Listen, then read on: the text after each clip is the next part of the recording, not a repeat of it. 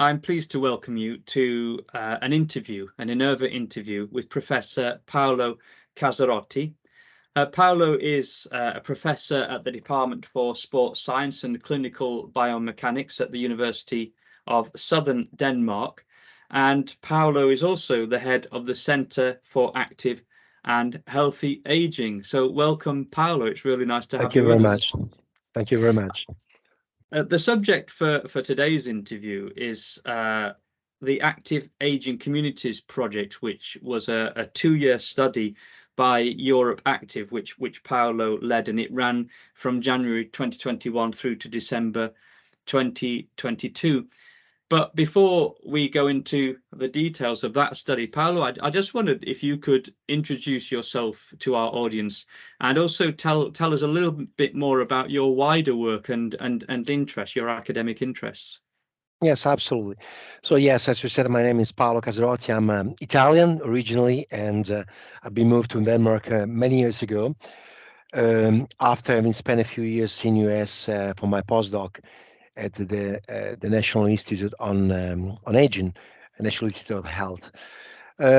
So the work I do in my research is within the primary prevention sector. We work together with a number of different stakeholders, older adults, of course, clearly, but also healthcare providers and the fitness industry. And the focus is to prolong independent living, reduce the risk of loss of dependency, and understanding which factors are associated with the loss of independence, and set up a number of strategies and policies to maintain or to promote independent living. So this is basically what we do. So generally we work with primary and secondary prevention.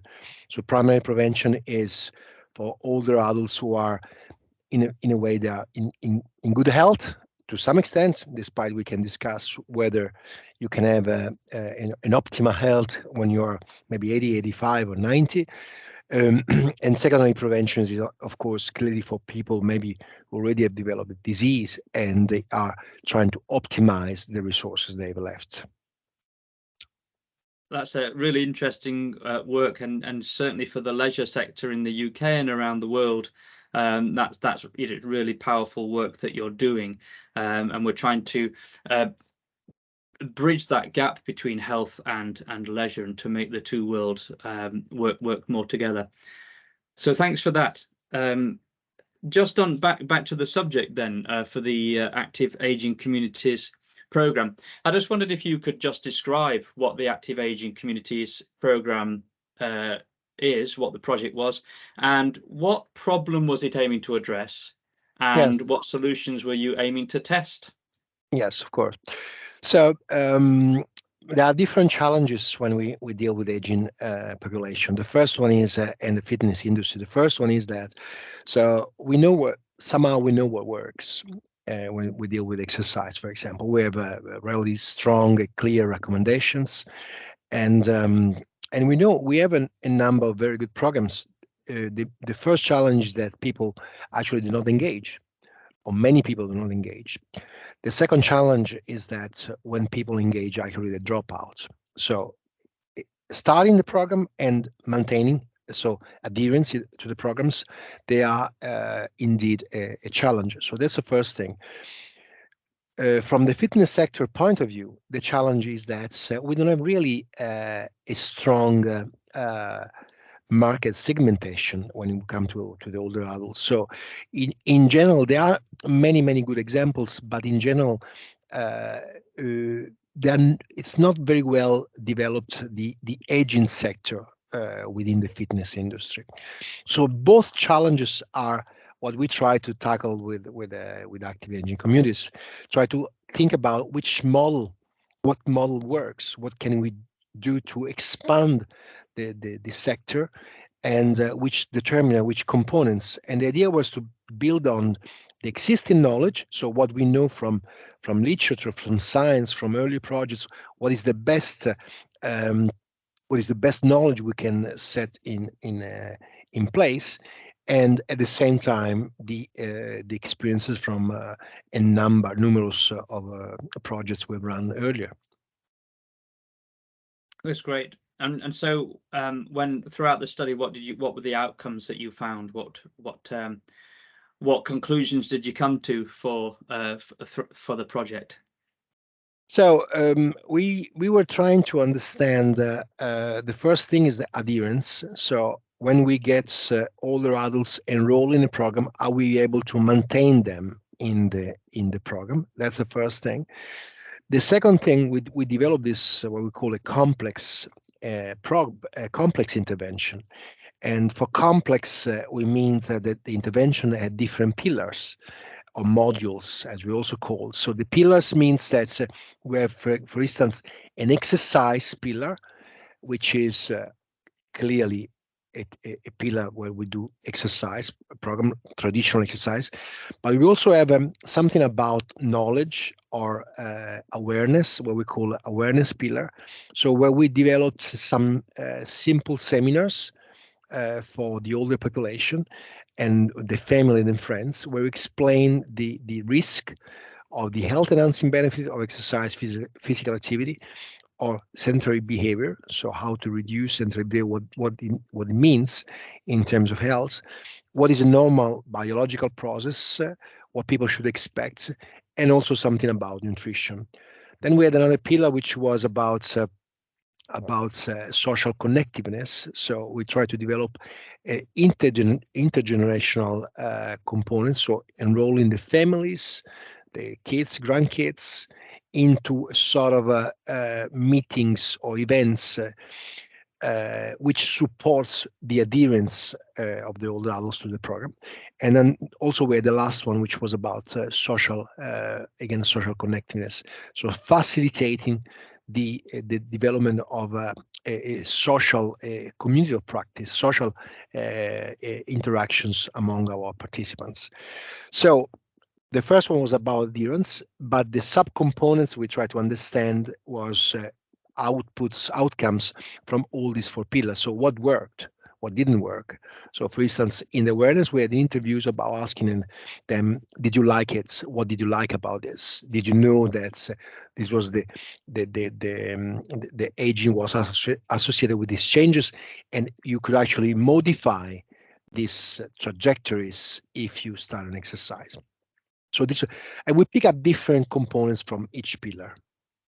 I love it was quite enlightening to see the four pillars that you created, and the way that I'd summarize them in my head was pillar one was education, pillar two was social connectiveness, and it was really interesting for me that on pillar three we come to exercise, and that's really important. I think that will be an eye-opener for the leisure sector, that because most exercise programs go straight in to exercise, whereas you've put two pillars before that, so the education and the social connectiveness, and then the fourth pillar, I in my mind I'd summarize that as behavior change. So this is fascinating, and I think it will really help our both operators in the leisure sector and those in care sectors who are trying to reduce sedentary behavior and increase exercise participation. I think it'd be really helpful. So am I right that the first pillar that you identified, that was about educating people about the body, about the changes that happen as we age? Is that a fair summary of that That's pillar? absolutely right, and it builds on the experience, on the knowledge you get in literature. That's actually people eventually don't know what's going on. They're not aware of. So what you think is a normal aging, or this is people will react by saying, "Well, I'm like that because I'm old," but they actually don't know that there is a lot of stuff you can do to change this trajectory. So it's not just one way. You can actually go two ways. Yeah. It doesn't mean that you can rejuvenate no matter what, but it actually does mean that you can rejuvenate if you exercise. This is also what we had in early projects where we showed this sort of rejuvenation effect. you're not going back with your chronological age, but you might go back with your biological age to something that eventually you might not never experience earlier. Because if you start doing strength training and you become very strong, you might experience your body to be as strong as you never experienced before, or maybe compared to some of your your friends of the same age, you become much stronger. So this is your biological rejuvenation eventually. Yeah. And the question is that many people don't know that there is an enormous amount of information out there on the net, on the newspapers, in TV programs, no matter what. People are simply overwhelmed by these things. You get a very often contradicting information. You don't know how to pick up the right information. So the idea with this pillar was simply to create a simple take-home message: what is aging, what works, what doesn't work, and so on. And that's it. Yeah, yeah, I think that's so important. And then the second pillar was about the socialization, and certainly with the active aging suites that we have around the world, the social side of it is half the experience. Our own end users tell us that the social side is half the experience. So it was interesting that you picked up on that too. That was where your research took you. Yeah, and this also builds again on a number of things. I mean, we have run another project which was called Sitless, which was an intervention, large-scale intervention on 4 European countries, to change behavior in those people. And we try to understand which components worked, and the social connectiveness is the primary driver for most of the adults. So this is a paradigm shift we have to think of, because we think generally health comes first, but when you get to the age of 80, health might not come first if you are socially isolated, or living alone, for example. What really triggers your interest is not health, but actually feeling relevant, important for someone, feeling part of something. So we really try to push very hard on these components to create this social network, because we thought that this would be the primary motivators to start the program, but also and eventually to stay in the program. Yeah, yeah, and so because you were aiming at 75% adherence, weren't you? Yeah, exactly. And did the program? How did the program stack up on that one measure? Yeah, we were up to 90%, so it was very good. Wow, Yeah, 90% adherence, and that was yeah. across. Was that 9 months each? Was a 6 months, 6 months 6 months intervention. program. Yes, yeah, That's impressive, isn't it? Yeah, yeah, yeah. absolutely. And This then is and then the much third. higher than we would expect, in fact. Yeah. Yeah, absolutely. That is very impressive. The third pillar you decided upon was the exercise itself. So what did that look like? Well, I mean, this is the pillar we are most aware of. We know very well these kind of things. So we decided to create an intervention, which was, of course, each country had the competencies, instructors, fitness instructors, their own competencies. So we try not to interfere too much with the competencies that the instructors have. Regardless, we ask them to have some components, which would be, of course, fun and joy. That's the most important thing. So this intervention should be fun, and eventually, if some people want to work out very hard, to increase the muscle strength, is absolutely okay. But please keep the social context, social component important in your interventions. The first thing. The second thing, we build on guidelines, of course. So, I mean, strength training, aerobic training, flexibility, all the different things. And then we try to add some additional minor components like, power training, or, drills, or gaming, and stuff like that, in a way that would become fun, but also had some some training inputs which are highly relevant.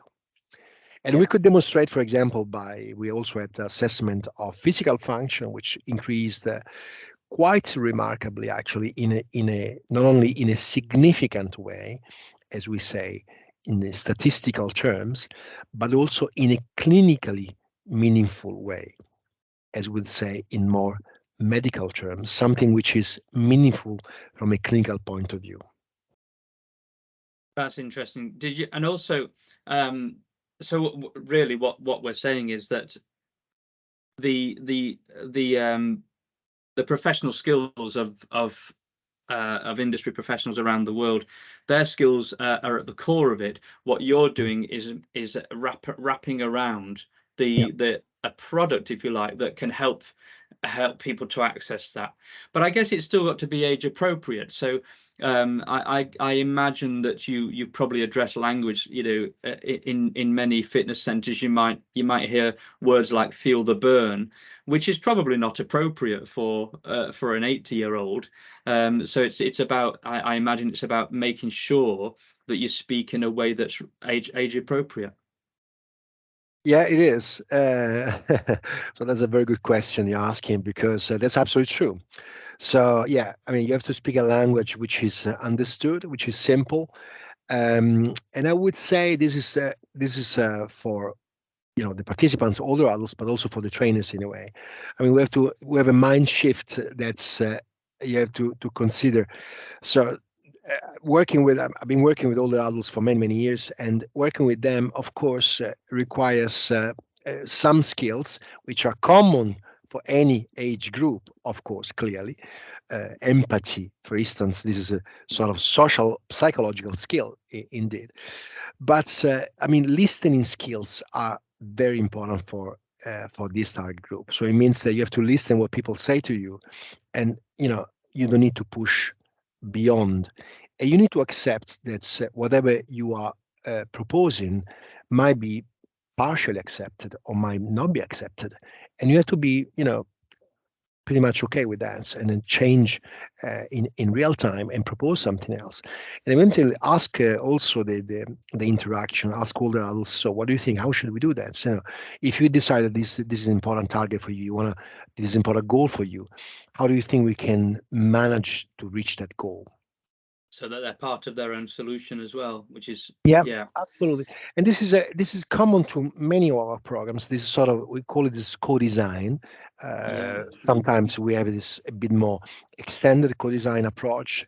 Other times can be more on a sort of on a day-to-day base. But I think it's an important skill to have if you are a trainer, to say, okay, what do you think we should do that? Okay, but if you don't think this works, or you are not willing to do that, how do you think we can, reach that goal that we decided together last week, or last month, and so on? I think that advice will be really helpful to our audience who are trying to engage older adults in their centres, or their in their exercise solution. Just very quickly for the final pillar. So the behaviour change one, it must be a accumulation of the other three, and has its own standing as a pillar as well. Yeah. So behavior change is always a little bit more complicated pillar, because it's in a way, despite might be an informal setup. So you meet together with some people around a table, you have a cup of coffee, you might have a cake, you can make very informal, but eventually you ask participants to share experience and to understand how to bypass barriers, for instance. Just to give you an example, so you have a problem of pain, okay? So you're pain in your knees, you're pain in your hip, and the pain is actually one of the most important limiting factor for joining and for reaching out the facility and so on. So I mean, one thing is that I, as a trainer, I as a myself as a an expert in health, whatever my expertise is to tell you something, how to deal with this problem. The other question is how the other older adults have dealt with the problem earlier. So sharing the experience of that and opening a discussion where you are part of the group, while you're not the driver of the group. So you facilitate the discussion is really the goal of the last pillar. Pain is a simple example. There are many things that sometimes uh, come up during this discussion. I mean, one of the things could be even incontinence. This is nearly a taboo and a hidden things. But eventually, when people develop trust with each other, they can dare to talk about even things that normally we would absolutely put away because these are embarrassing. I mean, we Yeah. are embarrassed about these things. And imagine something like that. That you want to share with with a group, or eventually you can share with a couple of other persons with in a more informal setup. But this is a huge help for these people to understand how other people have dealt with that. So creating this space, this virtual space, this real physical space, whatever it is essential to bypass things. And people trust each other, and because they have been there, as I've not Yeah. been there. Yeah, and I guess that is summed up beautifully in the phrase active aging communities, that they've created a community in which they can trust each other, Yeah. and they can build on that relationship to be confident enough to discuss these issues that we experience when we're aging. So thank you for that really interesting whistle stop tour of the active aging communities program. Just in 30 seconds, could you just explain to our audience that this is a resource that's now developed in a best practice guide? What's there? How can they access it? And also just to finally sum up in just a few seconds, what's the prize for everyone? Why are we doing this? And what is the goal? What is the prize for leisure centres and for care operators to taking your research further? Well, I mean, first question: how to get this material? This material is available to everyone through Europe Active, so it's not a problem to share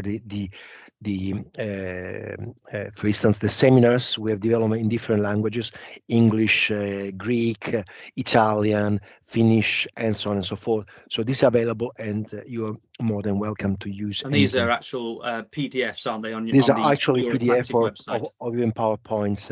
Yes, yeah. So, and we have a script with that where actually for each slides, these are the take-home messages. So this is really to facilitate the dissemination of this information. So these are the things. Also, the report is open source and is available to everyone. For the second question about the price, I don't know if you mean about the actual price, or you're asking for this sort of more the investment people should do. I'm really asking for a leisure operator, for example, why would they try and do this? Is there a market out there that of people who really want to come to their leisure centres, and this helps them to do it? Yeah, I mean it's rather simple. I mean, one of the main, so we have first of all we have a penetration rates for the fitness sector, leisure centers in the aging population, which is about 9%. These are the data from Deloitte last year, 9%. So it's extremely low number, and so this is what we call an unmet possibility. So really, it's an unexplored market for the fitness sector. So there's a huge potential of expansion in this sector. That's the first thing. The second thing I think is important to feel that leisure centers are part of the community and actually contribute to the challenges we have. Aging population is indeed one of the challenges. But most importantly, I would say, thinking about purely business, if I was, managing a fitness center, I would try to develop new ideas, have clients who stay in the center, forever, having families, the entire family from kids to parents who are happy because they see the grandparent is happy and involve them. This is a good way to do marketing because you increase the number of people, but most importantly, they stay for a long time, and then you can decide how to promote other products and whatever. But I think the dropout, the adherence is an issue that all fitness centers have consistently. People, join the center very late, and they drop out. The summer comes, then you drop out, and you come back again, and so on. We would like to create a continuum. I mean, a rather solid group of people that stays there for a longer time. So I hope I answered your question. You did indeed. That is a great prize to aim for as a new business opportunity for our operators, and also a way for care homes to engage their residents in physical exercise. So thank you so much. That's been a really, really interesting whistle-stop tour into the Europe Active Aging Communities program. So Professor Paolo Caserotti, thank you so much.